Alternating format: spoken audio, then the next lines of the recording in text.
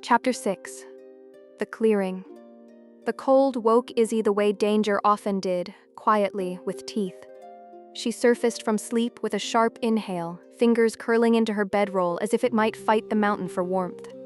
The fire had died sometime in the night, leaving only a smear of ash and a faint, stubborn ember that refused to be useful. The air felt thinner now, colder, as if the mountain had exhaled while they slept and decided to keep the heat for itself. Izzy cracked one eye open. Gray dawn hung over the ridgeline, pale, bruised light bleeding into the sky. The world was washed in muted colors, stone the shade of old bone, shale like wet iron, the distant clouds low and heavy as if they might sink onto the peaks. Her breath fogged in front of her face. She shifted, wincing as stiff muscles protested, and pulled her blanket tighter around her shoulders. Somewhere nearby, a small sound, metal against metal, suggested someone was already moving. Kaylin sat upright beside her, awake and still, back straight despite having slept on rock. His hands rested on his knees, and his gaze was fixed outward past the camp, like he'd been watching the horizon for hours. Izzy blinked at him. "You look like you fought sleep." Kaylin didn't look away from the mountainside. "Sleep's a coward," he muttered. Then, quieter. Didn't like the silence. Izzy followed his line of sight. At the edge of their little hollow, near the drop where the mountain fell away into mist, Bran and Ressa stood close together, silhouetted against the early light. They were speaking in low voices, heads angled toward one another, bodies turned slightly away from camp as if their words were not meant for anyone else. Ressa's spear was planted in the ground beside her. Bran's arms moved once, a small gesture, sharp, impatient.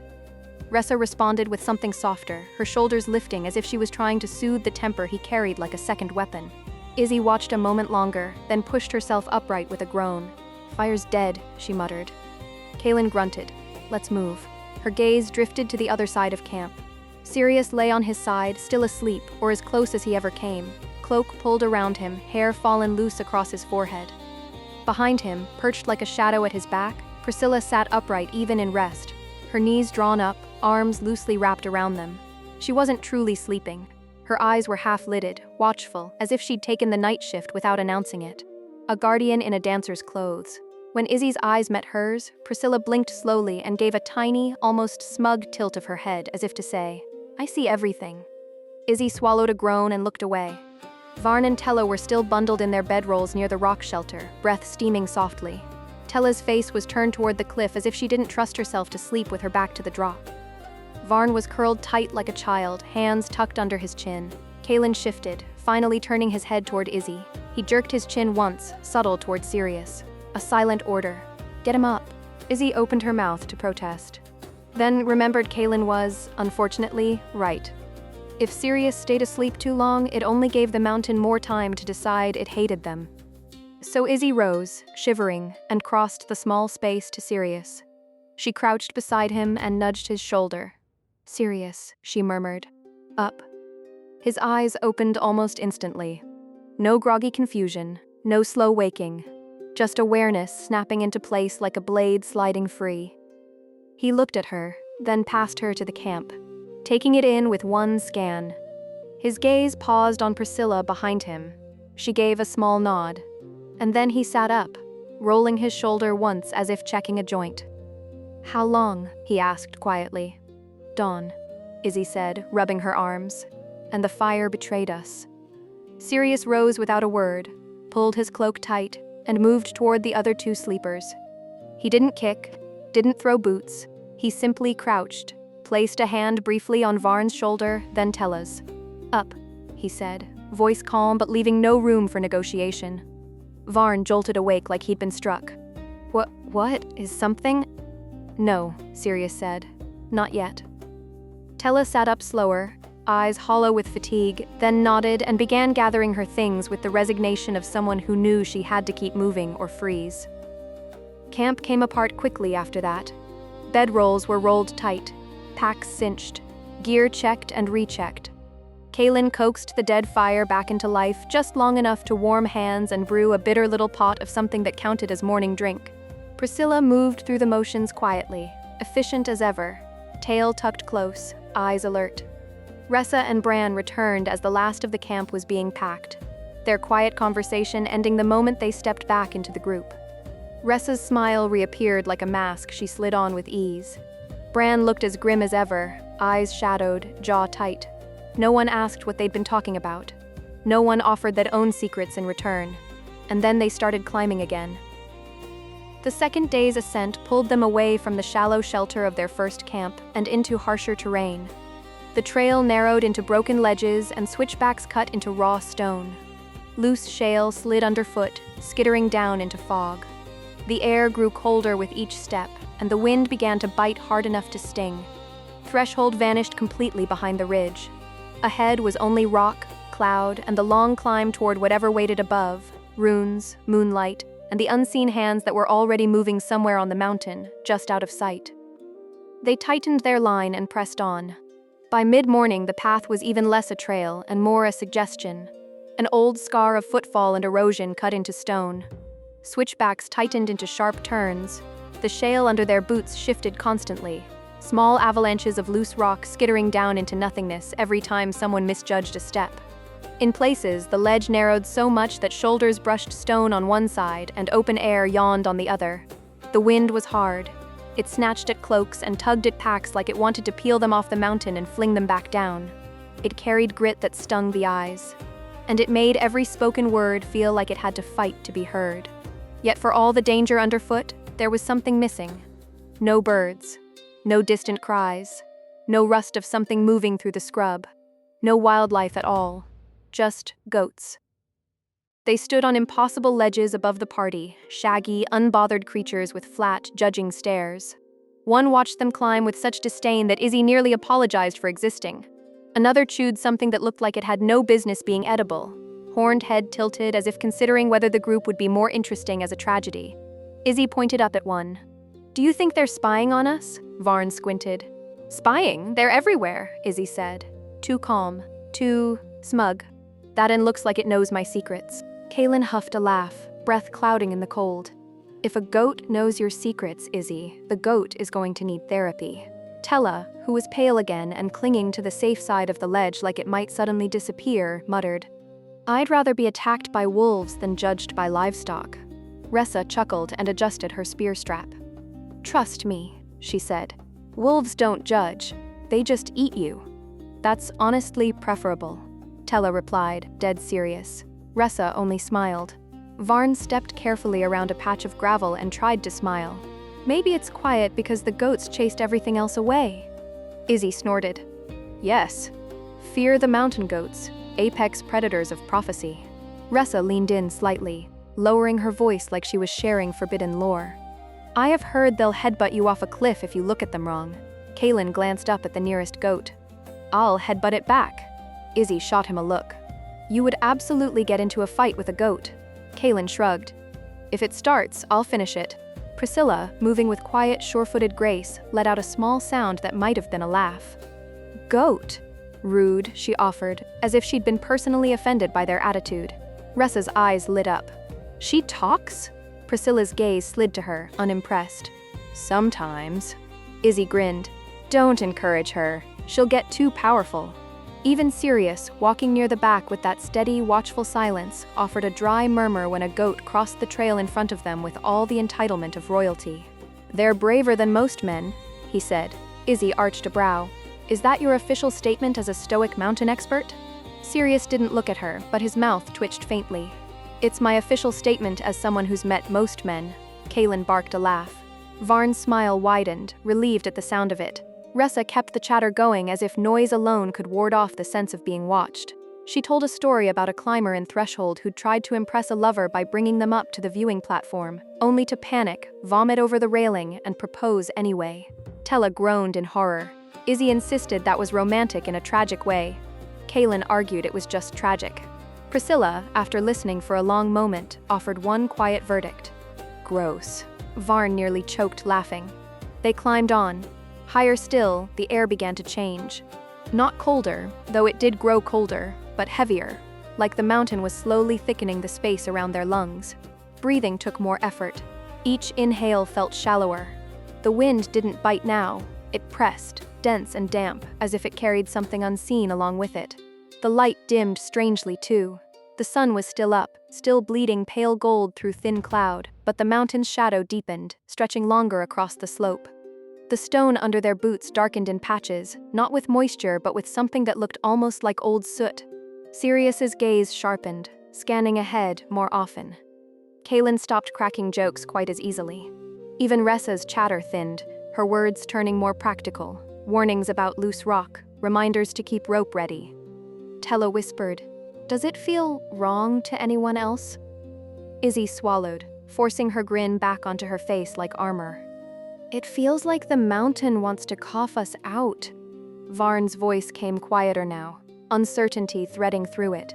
"Maybe it's just the altitude, maybe," Kaylin said, but his hand rested on the hilt of his sword as if altitude might grow teeth. Priscilla's eyes kept drifting to the carved stones whenever they appeared, runes older than the tourist path, half-buried and weather-worn. Her fingers brushed them lightly as she passed, and her expression tightened in a way that made Izzy's stomach sink. "What do they say?" Izzy asked softly. Priscilla hesitated, then murmured, "Closer." Kaylin frowned. "Closer to what?" Priscilla's gaze lifted up the slope, toward the fog-draped heights. Her voice was almost a whisper. "Moon." No one laughed after that. They kept climbing anyway, boots crunching shale, breath fogging, words fading. The goats still watched from above, silent and smug, as if even they knew something the party didn't. And somewhere ahead, the mountain's air grew heavier still, like they were walking toward a place where the world didn't breathe quite right. The light changed first. Not suddenly, not like a storm rolling in, but with the slow, deliberate dimming of a dying candle. Sunlight that had been pale and thin all day began to drain away behind the upper ridges, leaving the mountainside washed in bruised amber and cold slate. Shadows stretched long across the shale, turning every crack into a mouth, every boulder into a crouched figure. The wind softened too, not because it was warmer, but because the mountain's angles began to block it, funneling it into sighs and low whistles through the rocks. Kaylin glanced up, squinting at the thickening sky. "We're not making another cliffside camp," he said, and there was no argument in it, just the tired certainty of someone who'd watched too many people slip because of one bad decision. "We move inward, find trees, find shelter, flat ground." Ressa nodded quickly, practical when it mattered. Varn and Tella looked relieved enough that Izzy almost felt guilty for noticing. Sirius said nothing, but he was already scanning the slope for a defensible hollow, the kind of place where you could make a fire without advertising it to every hungry thing in a mile radius. They angled off the narrow ledge trail, picking their way toward a rougher incline where scrub and the first stubborn pines clung to the mountain like survivors. The ground dipped and rose in uneven shelves. Loose stones slid beneath their boots, clicking and clattering down into the dusk like thrown bones. And then Priscilla stopped. It wasn't dramatic. She didn't raise a hand or call out. She simply slowed, head tilting, shoulders shifting as if she'd heard a sound no one else could. The shift was so slight Izzy might have missed it if she hadn't learned to watch Priscilla the way you watched a storm line, for the first sign that the air had changed. Priscilla took 2 steps to the side, then 3. Her attention locked on something just beyond a cluster of lichen-coated boulders. Izzy followed her gaze and felt the small hairs at the back of her neck lift. A goat sat there still as a statue. Not one of the shaggy brown mountain goats that had been dogging them all day. Not the smug little cliff perchers with their judging eyes and careless hooves. This one was black. Not dark in the way some goats were dark, black like ink spilled into water. Black like a shadow that had forgotten to detach from its owner. It sat with its legs folded under it, head lifted, horns curved like crescent moons. Its eyes were too calm. Like it knew something, like it had been placed there rather than wandered. Beside it, half hidden by moss and age, was a rock face carved with runes, not the clean little stylized marks that city hands had chipped into stone to make pilgrims feel important. These were old, deep-cut strokes worn soft by centuries of rain and wind, the grooves filled with shadow as if the stone itself was holding onto darkness. Priscilla stepped toward them without a word. "Priscilla?" Izzy asked instinctively, but Priscilla didn't answer. Her boots made almost no sound on the gravel. She moved with the same quiet determination she had when she smelled danger or sensed a lie, like her body knew before her mind did. Kaylin's brow furrowed. "Priscilla," he called, sharper now. Still no response. Sirius's posture changed just a fraction. His hand shifted nearer his weapon. He watched the black goat the way he'd watched the nymph's pool, calm on the surface, coiled beneath it. Priscilla crouched at the runestone. Her fingertips brushed the carved marks, tracing them gently as if they were braille. Her lips moved soundlessly. Her eyes narrowed, then widened, just slightly, like something in the writing had pricked her attention. The black goat did not move, did not blink, did not even chew. Priscilla stood, and then she turned and began to walk away, deeper inward, into the slope and the thinning pines, like she was following a path only she could see. "Pris! Hey!" Kaylin started, then louder, "Priscilla!" Sirius moved first. He didn't run, he simply went, fast and silent, long strides eating ground as he followed her. Izzy cursed and rushed after him, boots slipping in loose shale as she tried to keep up. Ressa muttered something sharp and waved Varn and Tella forward. "Don't let her split us," she hissed. "Come on, move!" They plunged after Priscilla through low brush and scraggly pines. Branches caught at cloaks and packs, needles scratched at cheeks. The mountain's quiet deepened here, muffling the wind until only their footsteps and their breathing filled the world. Izzy looked back once, quick, instinctive toward the runestone. The black goat was gone, just gone, like it had never been there at all. A chill ran down her spine that had nothing to do with altitude. They crested a small rise, pushed through a final curtain of pine branches, and the world opened. A clearing sprawled before them, wide and improbably flat, carved out of the mountainside like a hidden bowl. The grass was short, trimmed too neatly to be natural, dotted with pale wildflowers that should not have been blooming this high. The ground was packed and even, as if it had been walked by hundreds of feet and swept clean of stones on purpose. Trees ringed the clearing in a perfect, almost protective circle, tall pines and twisted old trunks that seemed older than the city below. Some of them had roots that rose above the earth like knuckles, thick and gnarled, as if they were gripping the ground so the mountain couldn't shake them loose. A few goats roamed lazily through the grass, brown, gray, ordinary. They grazed without fear. They wandered as if they owned the place. No black goat. Izzy slowed, eyes sweeping the perimeter. "That's," she began, then stopped because there wasn't a word for it. Kaylin came up beside her, breath visible in the cooling air. His hand rested on his sword. "That's wrong," he finished for her, voice low. And then she turned and began to walk away, deeper inward, into the slope and the thinning pines, like she was following a path only she could see. "Pris, hey!" Kaylin started, then louder, "Priscilla!" Sirius moved first. He didn't run, he simply went, fast and silent, long strides eating ground as he followed her. Izzy cursed and rushed after him, boots slipping in loose shale as she tried to keep up. Ressa muttered something sharp and waved Varn and Tella forward. "Don't let her split us," she hissed. "Come on, move!" They plunged after Priscilla through low brush and scraggly pines. Branches caught at cloaks and packs, needles scratched at cheeks. The mountain's quiet deepened here, muffling the wind until only their footsteps and their breathing filled the world. Izzy looked back once, quick, instinctive toward the runestone. The black goat was gone, just gone, like it had never been there at all. A chill ran down her spine that had nothing to do with altitude. They crested a small rise, pushed through a final curtain of pine branches, and the world opened.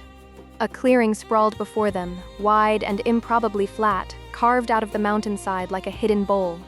The grass was short, trimmed too neatly to be natural, dotted with pale wildflowers that should not have been blooming this high. The ground was packed and even, as if it had been walked by hundreds of feet and swept clean of stones on purpose. Trees ringed the clearing in a perfect, almost protective circle, tall pines and twisted old trunks that seemed older than the city below. Some of them had roots that rose above the earth like knuckles, thick and gnarled, as if they were gripping the ground so the mountain couldn't shake them loose. A few goats roamed lazily through the grass, brown, gray, ordinary. They grazed without fear. They wandered as if they owned the place. No black goat. Izzy slowed, eyes sweeping the perimeter.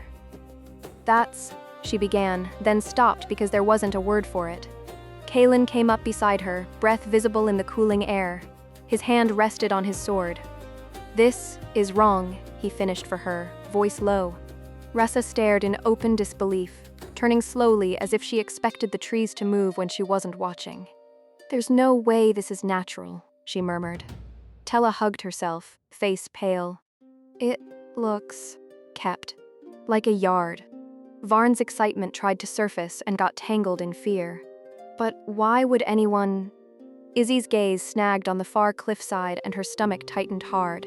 A cave mouth yawned there, huge, black, too perfectly placed.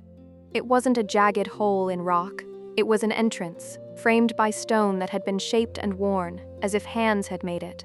Leading up to it were steps carved directly into the cliff face, broad and shallow, rising into darkness like a staircase meant for something larger than a man. Each step was smoothed by time, edges rounded as if countless feet had climbed them. Old torches lay scattered near the base, iron brackets twisted and rusted, broken lengths of wood that had long since rotted into splinters. Some torches still held clumps of blackened pitch, hardened like ancient blood. Whoever had lit them last hadn't done so recently, but not so long ago that Izzy could ignore the thought. The cave smelled faintly, of cold stone, damp earth, and something older beneath it, a metallic tang that made the back of Izzy's tongue go dry. Izzy lifted her hand, pointing. That Ressa's eyes lit with sudden, greedy hope. "Hells," she breathed, stepping forward a pace before catching herself. "That has to be it. That has to be the cave." Varn's face brightened, excitement finally beating back his fear. "The Bandit Lord's stash," he whispered, like saying it softly might keep it from vanishing. "It's real." Tella grabbed his sleeve, eyes shining. "Varn..." Ressa let out a short laugh, half delighted, half disbelieving. "I can't believe it," she said. "I thought it was just a threshold story, something drunks tell other drunks to feel adventurous. But look at that." She gestured at the steps. "That's..." Sirius didn't move, neither did Izzy. Unease crawled under Izzy's skin like cold water. The clearing was too perfect, too convenient. A safe place to camp, flat ground, sheltered trees, no cliff edge, delivered to them like a gift. The mountain didn't give gifts. Ressa turned back toward the group, grin flashing, trying to pull them into her confidence. "We camp here," she said. "It's safe, flat ground, no wind cutting through us, and..." Her eyes flicked to Sirius, playful again. "I still owe you for that drink, remember?" Izzy felt a sharp irritation flare in her chest, unwanted, unhelpful. She swallowed it down, kept her face smooth. It wasn't Ressa's fault she flirted like breathing. Still, Kaelin noticed Izzy's tension and smirked faintly, the kind of smirk that promised he'd bring it up later just to watch her suffer. Bran, silent, grim Bran, stood a little apart from the others, just at the edge of the clearing where the shadows thickened between the trees. For a moment, the dying light caught his face, and Izzy might have noticed something there if she'd been looking. A curve at his mouth, a smirk that didn't belong to someone merely annoyed, a gaze that lingered on her with something colder than interest. But Izzy was staring at the cave. Priscilla was already there. She'd drifted straight to the first step as if pulled by gravity. She stood with her head bowed, reading a small rune carved into the stone near the base. A single mark, simple and sharp. Her fingers hovered over it, not quite touching, as though the carving might burn. Sirius came up beside her quietly and followed her gaze down. The rune was crude compared to the elegant script higher up the mountain. One harsh symbol cut deep into the step as if the stone itself had been warned. Sirius stared at it for a beat. Then his voice came low, almost flat. "Even I can read that one." Priscilla didn't look up. She didn't speak. Her eyes just slowly moved to Sirius. Sirius lifted his eyes into the mouth of the cave, into the darkness that swallowed the steps as they climbed inward and upward. "Death," he said. They built the camp like they meant to survive the night. Not the loose sprawl of bedrolls and half-warm embers from the night before, but a proper little settlement. Tents staked down in a neat crescent facing inward, ropes pulled taut, packs stacked where they wouldn't slide away. Someone, Ressa maybe, at perhaps the mountain itself, had left a shallow ring of stones in the grass as if the clearing expected visitors. Kaelin improved it anyway, widening the pit, arranging the rocks to block the wind that didn't quite reach this bowl of trees. The fire caught quickly, too quickly. Dry kindling that should have been damp at this altitude snapped and flared as if it had been waiting. Flame rose, orange and eager, and for a brief moment the clearing looked almost welcoming. Shadows danced against the trunks like long-legged spirits. The cave mouth across the grass remained a dark wound in the cliff, swallowing light without reflecting it back. Kaelin took one look at the ingredients she'd laid out. Dried meat, crushed roots, the start of a broth, and gave a grunt that might have been approval. "Good," he said. "Stir. Don't stop. If it burns, I'll make you eat it." Tella blinked. Then, strangely, she smiled. Priscilla sat a little away from the warmth, knees drawn up, arms draped loosely over them. Her eyes kept drifting to the cave entrance as if it might blink. Every so often, her tail, barely visible beneath her cloak, flicked in a small, irritated rhythm. She didn't speak to anyone. The tension in the angle of her shoulders said enough. Sirius took position where he could watch the clearing and the cave without looking like he was doing either. His back was to a boulder, cloak pooled around him, expression unreadable. Izzy found herself watching his profile, trying to figure out what he was thinking, and not liking how impossible it was. Ressa, apparently refusing to let dread be the only thing they ate tonight, dug into her pack and produced a wrapped bundle like a magician revealing a trick. "All right," she announced, voice bright. "If we sleeping near a cave carved by gods or bandits or whatever else this is," she tossed her head toward the cliff, "we're doing it with decent liquor in our bellies." She produced bottles, glass, dark and thick, the kind that clinked with real weight. Not cheap tavern rot, not watered-down village brew. This smelled sharp even from a few paces away, spice and smoke, and something that made Izzy's eyes sting pleasantly. Varn let out a small, delighted sound. "You weren't kidding!" Ressa grinned and started pouring, moving through the group like she owned the night. A splash into Varn's cup. A smaller one for Tella. One for herself. A generous pour for Kaelin that earned him a grudging, pleased huff. Then she stopped by Sirius. "Oh," she said, like she'd just remembered she had a favorite toy. "And you?" She rummaged again and pulled out a smaller bottle, wrapped in cloth, sealed with wax. "This one's special." Sirius's eyes flicked to it. "No, it's fine." Ressa's grin widened. "Yes!" She poured him a measure thicker, darker, the scent of it cutting through campfire smoke like a blade. She held the cup out until Sirius took it, reluctantly, the way a man accepts a challenge he didn't ask for. He drank a mouthful. Didn't cough, didn't blink, didn't even flinch. Ressa stared at him, outraged and impressed. "Well?" Sirius swallowed and set the cup down like it was water. "It's fine." "Fine," Ressa repeated, scandalized. "That's worm spice liquor." Sirius's expression didn't change. "Nothing as hard as I've had before." Ressa's eyes gleamed. "Oh, you're one of those." She leaned in, voice conspiratorial. "Now you've made it a competition." Sirius, maddeningly calm, only lifted his cup and took another sip. Ressa laughed, satisfied, and moved on. Izzy sat with her knees drawn up, staring at the cave without meaning to. The clearing felt too neat, the air too still. The firelight didn't reach into the cave's mouth. It simply died at the edge of that darkness as if swallowed. Somewhere behind the trees, the mountain creaked, slow stone shifting, a deep sound like something settling into a more comfortable position. Ressa plopped down beside Izzy with no warning and threw an arm around her shoulders like they were old friends. "You too, elf," she said, giving Izzy a small shake. "You look like you were about to start reciting last words." Izzy blinked. "I'm fine." "Liar," Ressa said cheerfully, and shoved a cup into Izzy's hand. The liquor sloshed, amber in the firelight. "Drink." Izzy opened her mouth to protest, then remembered she didn't actually want to refuse. She took the bottle. Ressa patted her shoulder like she'd solved something and sauntered away toward Bran, bottle swinging loosely at her side. Izzy tracked her movement across the grass. Ressa stopped near Bran, said something too low to hear, and offered him the bottle. Bran didn't take it right away. He stared at the cave instead, face half in shadow, mouth set. Then he took the bottle with a slow movement, as if the gesture meant something more than thirst. Izzy's skin prickled.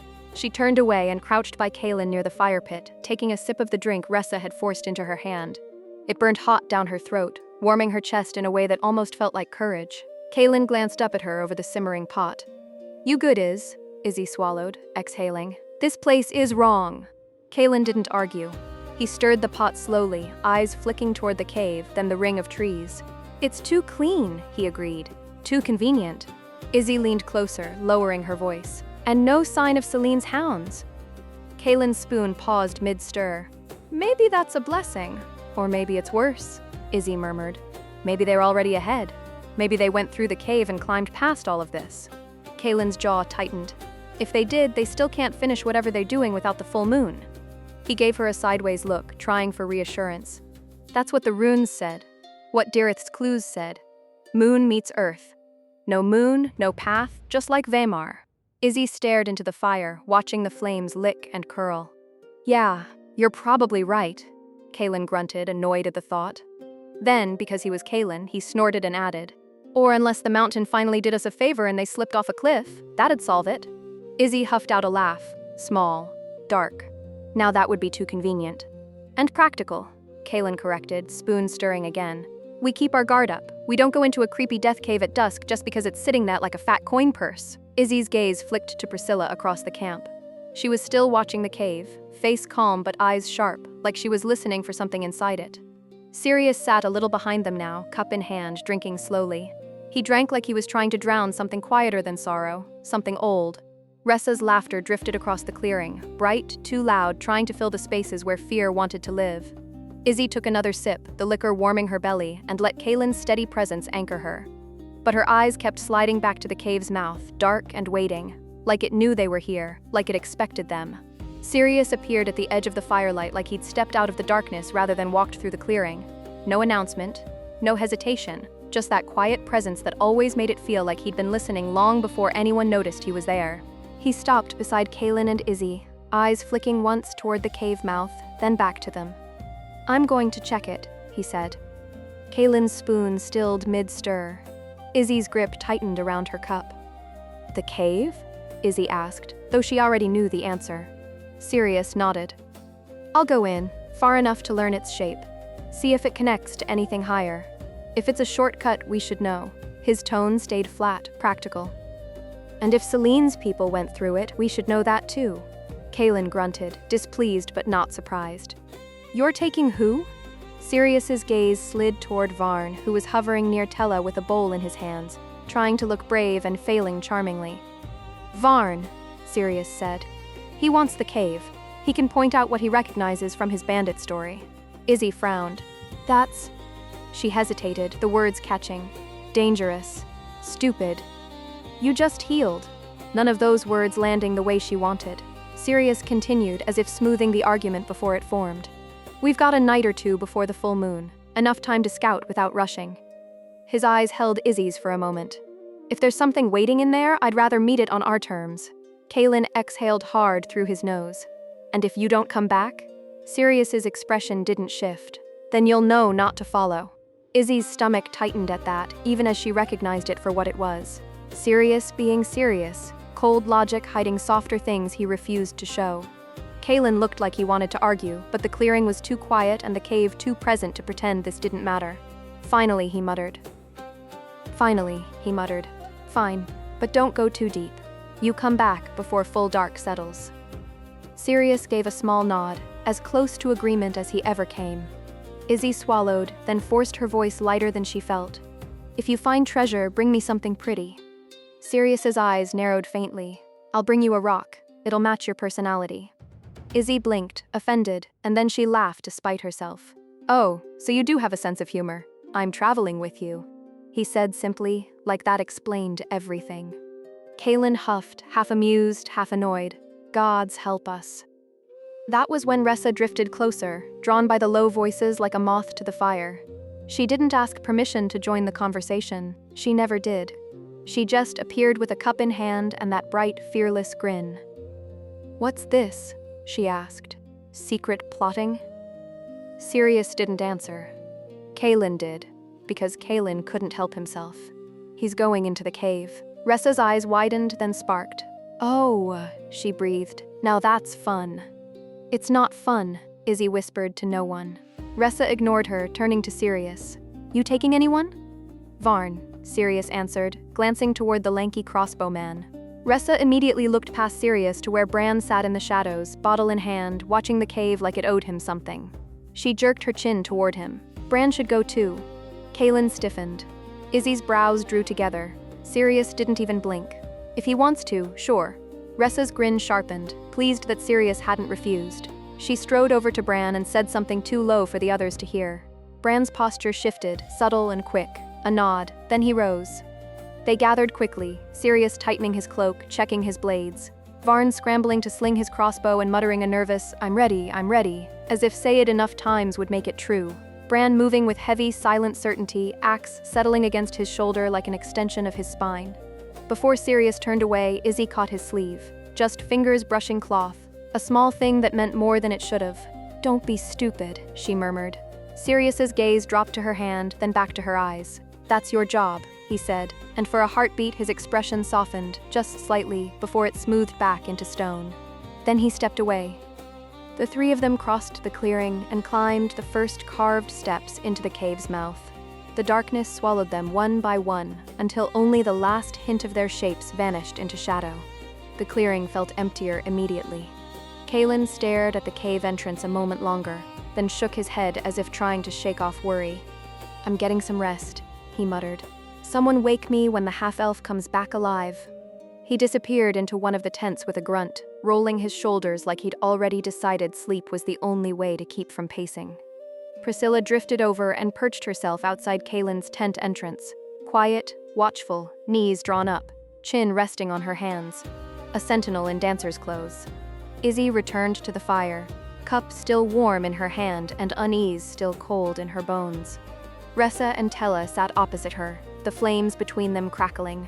The night deepened around the ring of trees, and somewhere beyond the clearing, the mountain creaked like it was shifting in its sleep. Ressa, of course, decided fear needed entertainment. She leaned back on her elbows, grin wicked. All right, she announced, to pass the time while our boys play hero. I've got a question. Tella made a small sound of dread. Izzy squinted suspiciously. If this is about goats again? It's not about goats, Ressa said brightly. It's about men. Tella's face instantly went pink. Oh, Izzy groaned. Ressa pointed at Tella first, because predators always started with the weakest. You, she said. Type. Go. Tella nearly choked on her water. I don't... Her eyes darted helplessly toward the dark mouth of her tent as if she could escape. I don't have a... Ressa leaned in, delighted. Everyone has a type. What gets you going, love? Tella's blush deepened into something fierce. Someone... kind, she squeaked, and strong. And... She swallowed hard, voice dropping to a whisper.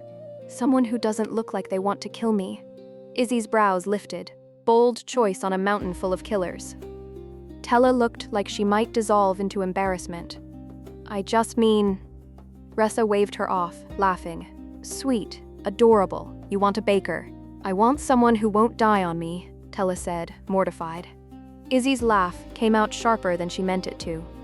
Ressa turned on Izzy next with the focus of a woman who smelled blood. All right, she said. Your turn, elf. Izzy lifted her cup like it was a shield. I like a lot, she started, mind scrambling for something clever, something safe, something that didn't lead anywhere she didn't want to go. Ressa's grin widened. Yes? Izzy sat up straighter and, because humor was her armor, she leaned into it. Fine, she said dramatically. I like men who are tall, can be broody, and hard to read at times. Preferably ones who speak in glances and gestures, stare off into the distance like they auditioning for a tragedy. Ressa's eyes gleamed. And Izzy continued, warming to her own performance, who doesn't mind a scar or two, and quiet competence. And someone who doesn't flinch when the world gets ugly, someone who pretends he doesn't care but, she gestured wildly, clearly does. The type who saves you even when he swears he won't, the type who... She stopped. Realization hit her like cold water. Ressa's smirk turned viciously satisfied. Tella's eyes went wide, then flicked away like she suddenly found the fire very interesting. Izzy stared into her cup as if it might swallow her whole.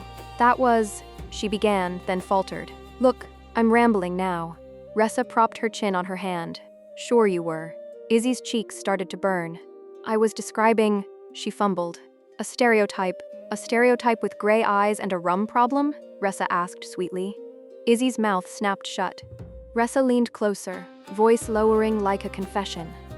Well, she said, as if this was the most natural thing in the world. Sirius is my type. Izzy's head jerked up. Excuse me? Ressa smiled like she enjoyed the way Izzy bristled. You heard me, and, she added, stretching like a cat. I plan to get him in my bed by the full moon. Izzy went still, cup halfway to her mouth. Tella made a tiny choking sound. "What?" Izzy managed, voice sharper than she intended. "No. You," she swallowed, trying to find footing that wasn't jealousy. "You," Ressa's brows lifted, amused and genuinely surprised by Izzy's reaction. "He told me it wasn't like that with anyone in your group." Izzy's throat tightened. She started, then stopped, because what was she supposed to say? He's mine, he's not yours? He doesn't even realize I exist half the time? Ressa's smile grew.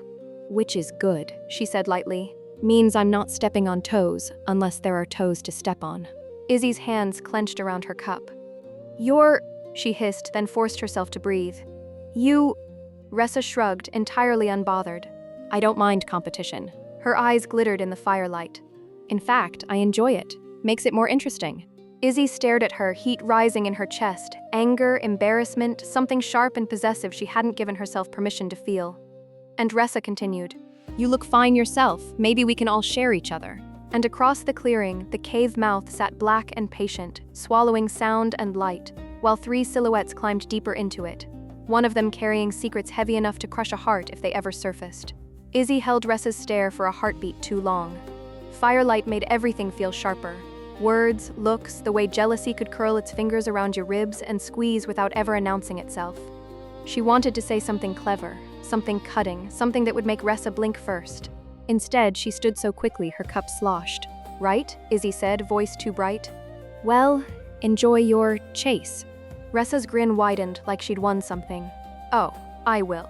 Izzy didn't give her the satisfaction of another reaction. She turned on her heel and stalked toward the tents, her wine bottle clutched in one hand like a weapon she wasn't sure how to use. Behind her, Ressa called out, laughing, "Don't be like that elf!" Izzy didn't answer. She ducked into her tent and yanked the flap shut like she could seal the feeling out with it. For a moment, there was only the muffled crackle of the fire outside and the thin whisper of wind in the treetop. Then Izzy raised the bottle and drank. Too fast. Too much. Wine burned down her throat, hot and bitter and welcome, the kind of sting that replaced a sharper ache with something simpler. She swallowed again, harder, and the image came anyway. Sirius's calm face turning toward Ressa's bright grin. Ressa leaning in, laughing into his shoulder. Ressa's hands on him. Easy, familiar, like she had a right. Izzy clenched her jaw and drank again as if she could drown a thought. "It's not like that," she told herself bitterly. "It's not like anything, he barely—" She stopped the sentence before it finished because it did not help. She dug through her pack with restless hands, tossed aside her belt, her leathers, her gear. The movement was almost angry, stripping off her armor like it had betrayed her by not protecting her from something so stupid. She pulled on a large tunic instead, soft, worn, too big in the shoulders. Comfortable, undignified, perfect for hiding. She drank again. Her stomach warmed, then her cheeks, then her head. The clearing outside grew fuzzier in sound. The fire's crackle turned to a distant hush. The world began to tilt gently at the edges, and for a moment Izzy thought she might actually manage to stop thinking.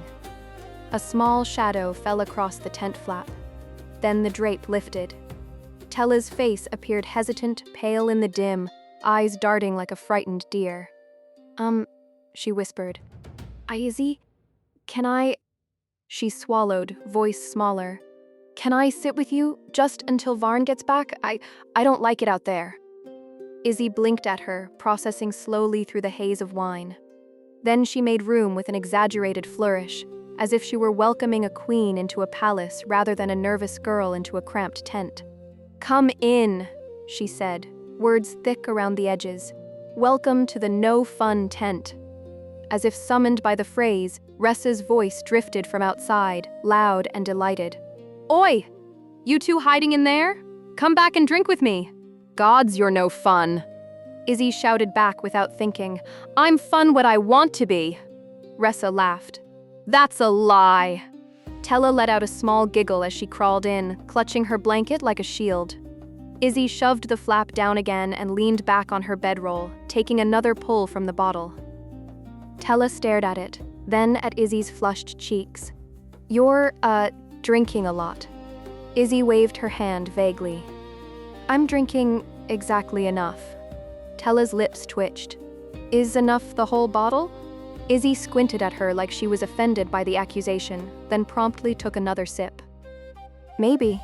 Tella's giggle grew into a laugh, small and breathy, like she wasn't used to letting herself.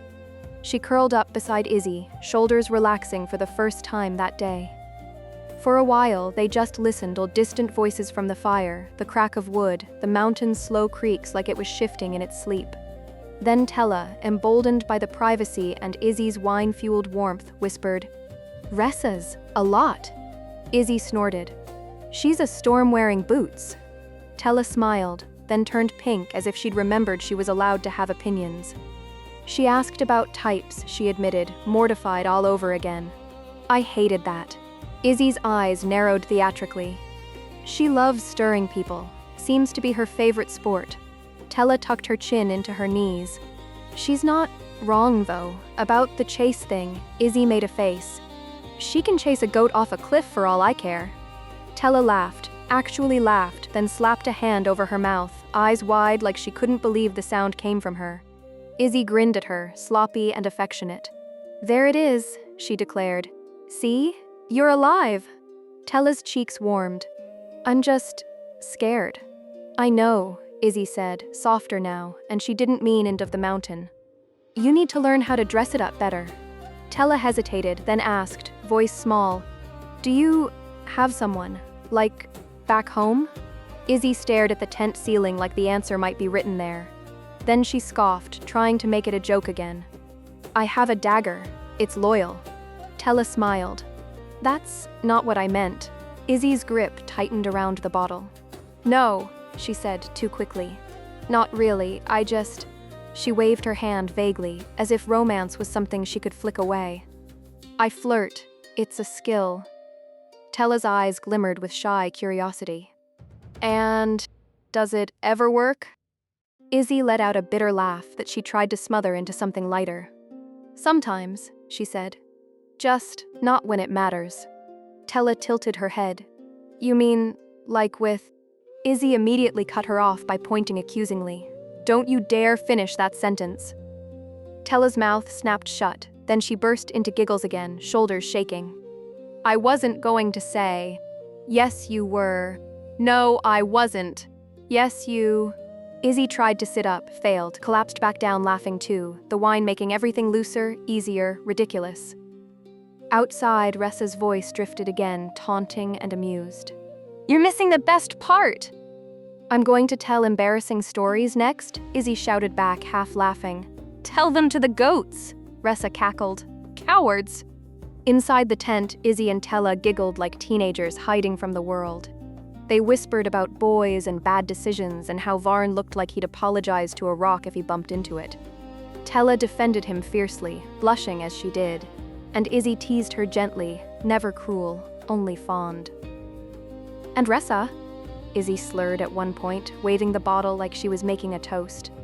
"Ressa thinks she can have anyone she wants." Tella made a face. "Can she?" Izzy frowned hard, trying to look serious. "No," she said, with drunken conviction. Because... Her words tangled, and she gave up with a groan, collapsing onto her back. "Because I said so." "And he's not like that." Tella laughed so hard she hiccuped.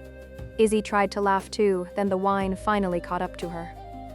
Her limbs turned heavy, her thoughts softened at the edges. The bottle slipped from her fingers and rolled against her bedroll. She blinked slowly, eyes unfocusing. Tella's voice came drowsy beside her. "Izzy?" Izzy hummed in response, already sinking. You're nice," Tella murmured, as if it surprised her. Izzy's lips twitched into something like a smile. "You're safe," she mumbled, and didn't even know if she meant it or wished it. Then her eyes shut. The last thing she felt was the warmth of another body curled beside her. Tella settling in cautiously, like a frightened animal finally deciding it could rest. Outside, the fire crackled. The cave waited. The mountain held its breath. Inside the tent, 2 girls fell asleep, one drunk on wine and jealousy, the other lulled by the simple comfort of not being alone.